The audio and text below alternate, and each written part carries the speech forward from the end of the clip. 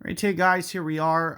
Now, this is one of the craziest winds I've ever seen. I've never seen them set it up to where you can essentially go for this. So one of the things my opponent did was just a full overpower Kingmaker, and you can see that a full power Kingmaker lands about there. As long as you have enough wind.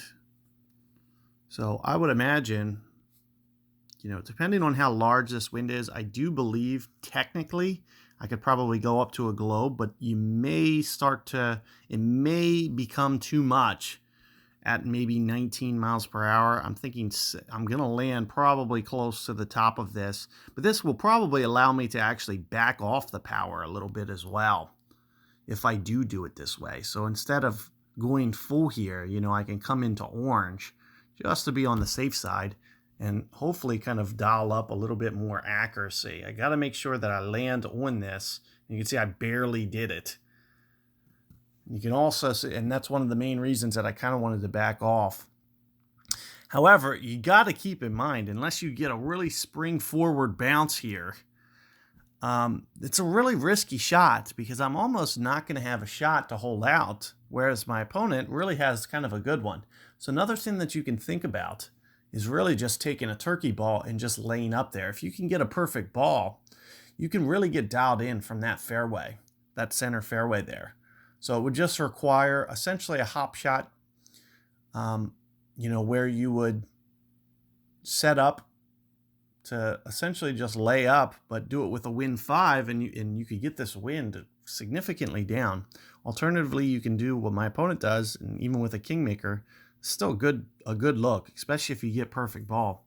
With a straight wind, the odds of you being able to get the hole out are much greater. So it does give you that ability to hold that one.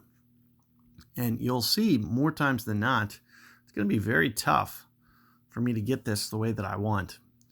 So I'm thinking I'm probably somewhere in the neighborhood of maybe 4 per ring. Biggest issue that I have with this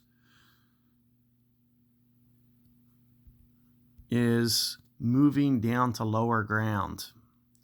Be very tricky shot here. Thinking somewhere like this. A little bit uphill, so I may underpull this just slightly. So I'm thinking maybe just a hint more than 4 rings, 4.1, somewhere in there.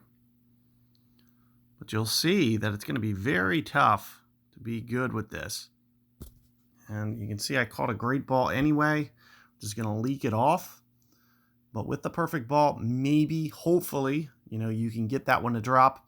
You got to keep in mind that ball guide's going to kind of stretch out a little bit on you, so you don't want to play it too tight on the hole. I was trying to keep it just a little bit short. Hopefully, I would have caught that perfect ball. We would have had a better look, but you can see my ring adjustment was pretty good. You got to keep in mind, if you have a Malibu, it's probably going to be very similar. The only thing that you'd have to worry about with the Malibu is if you don't get that first bounce on the fairway, you could really put yourself in a bad way. You may be kind of towards max capabilities, whereas a Spitfire, you'll still be able to bail yourself out.